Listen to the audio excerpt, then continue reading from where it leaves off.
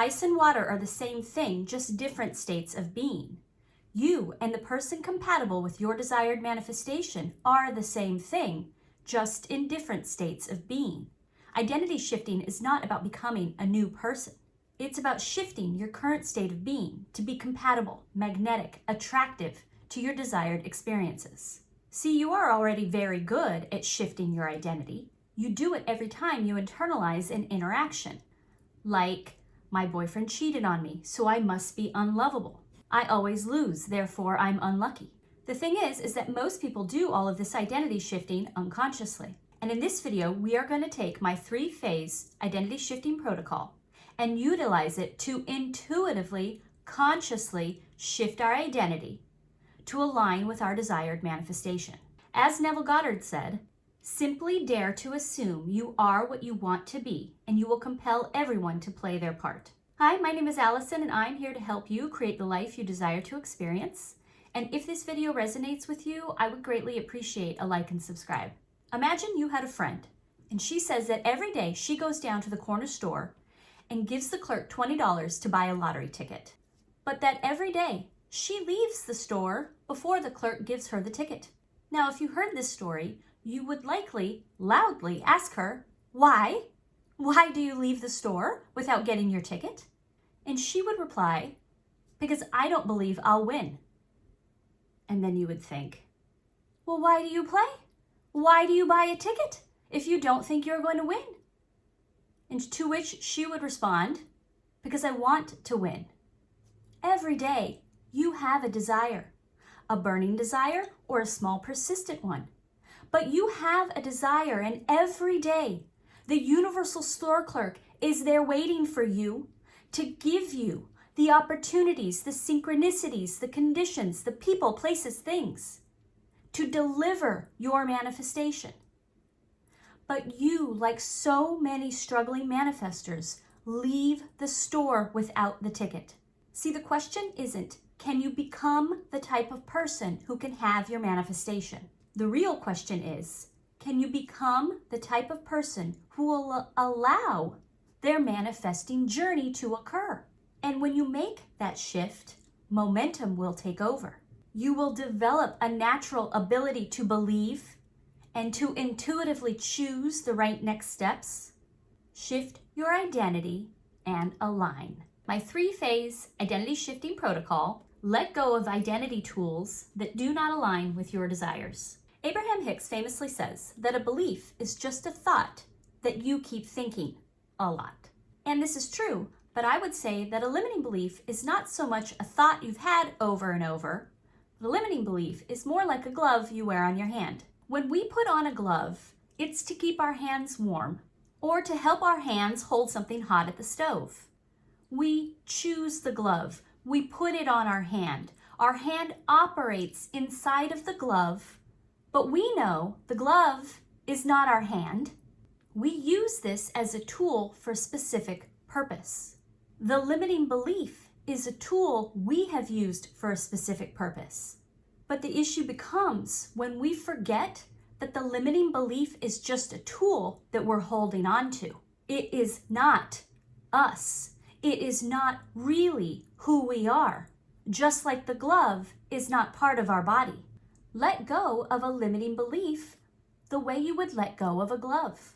Now, I know your egoic mind is going to say, it's not that easy. I've had this belief forever. This is strong. I can't just let it go. But here's the thing, egoic mind. We don't need to erase it from our identity. It's not that we need to deny it or not have it exist. We need to just not use it anymore. And you can practice that in the following way. Create a new tool that you will reach for instead. As a person aligned with my desire, what would I not do anymore? What would I not think? What would I not believe? These are the tools that we don't need to reach for anymore. And then we can replace them. What would I do instead? What would I believe instead? It's like going into your closet. I'm sure there's a sweater hanging in there right now that you used to wear all the time. But now it doesn't really fit. It's shrunk. You gained a little weight. It doesn't match the dress code for work. Now, when you opened up your closet, you don't need to shield your eyes from it. You don't need to deny it exists. you just pass over it and choose the sweater you do want to wear. Let go your old identity tool, which leads us to S. Soft external focus, strong internal awareness. Have you ever done the boxing? I like to do it sometimes as part of my workout. Oftentimes, when you start punching, where does your focus go?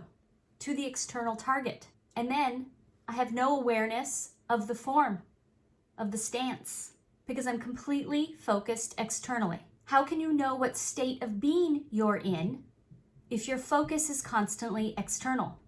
Master manifestors have developed a strong internal awareness, and they manifest quickly and powerfully because they are so well aware of their internal state of being and just softly focused on the external things around them. So how can you embody the state of being that will be attractive to your desired manifestation? There are many ways to do this, and we utilize several in the program I am creating with this 3-phase protocol for identity shifting.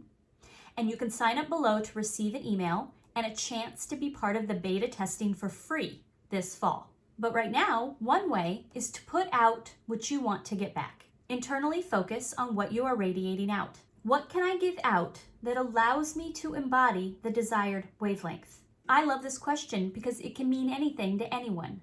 And what it triggers within you is what is your next step. See, a lot of people are out here saying, copy the person who has your manifestation, their traits, their personalities, their habits. But those are external, egoic mind thinking of what's compatible. This is thought processed cause and effect. If I act like this person, I'll get what they have. But that's not how vibration works. Vibration has to radiate from in here. You embody, and then what you put out is what you get back. Identity shifting, that's why identity shifting works so well, because it comes from within.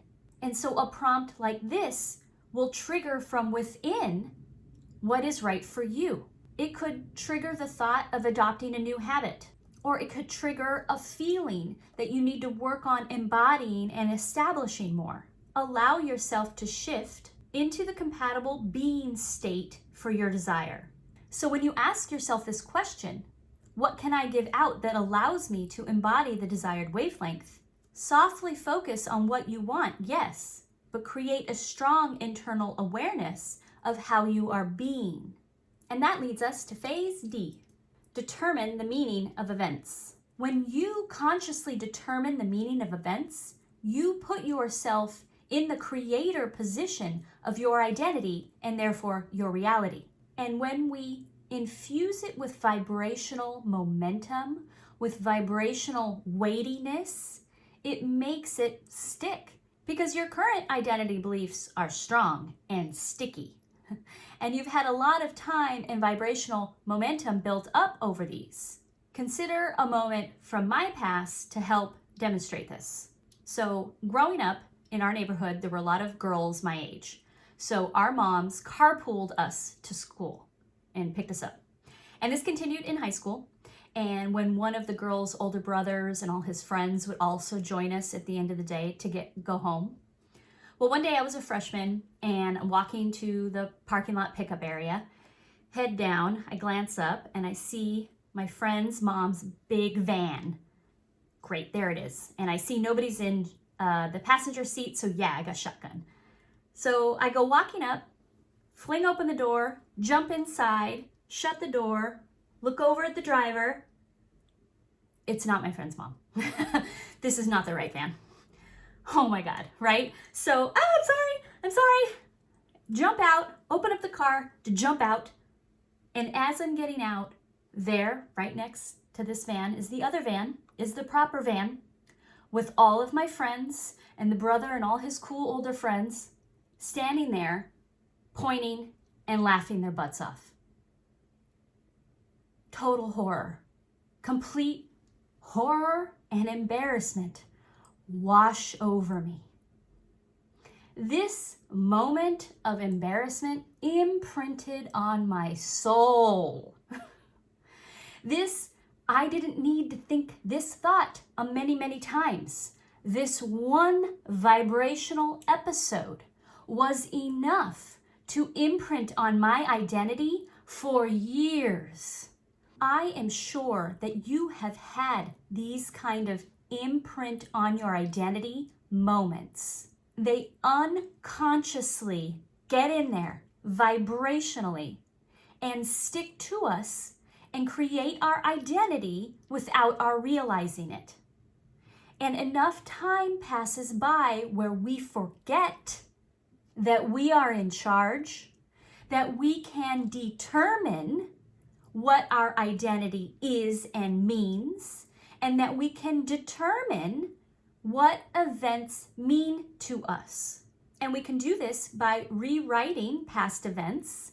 If there is one that pops up in your mind, like that story, as always, popped up in my mind, then you can know that you should spend some time with that past event. Or we can consciously create a new event for ourselves to imprint a new identity belief, one based on the reality we want to experience. So for example, you can create a moment of reflection, or an anchor, as they call it in NLP, a moment of conscious awareness. In the book Atomic Habits, the author talks about habit stacking. You take something you do every day and you stack a new habit onto it. For example, every morning when you brush your teeth, you could look in the mirror and take that time to imprint a new identity meaning, a new identity belief or trigger. That moment in the van was a single event of strong vibration. You may only need a single or a repetitive one, a moment to create a strong vibration for the identities that align with what we want to experience. Do not waste one moment in regret, for to think feelingly of the mistakes of the past is to reinfect yourself. Assume the feeling that would be yours were you already the one you wish to be. And to make sure that you really capitalize on identity shifting, I would recommend that you watch the following video here on building a foundation of belief.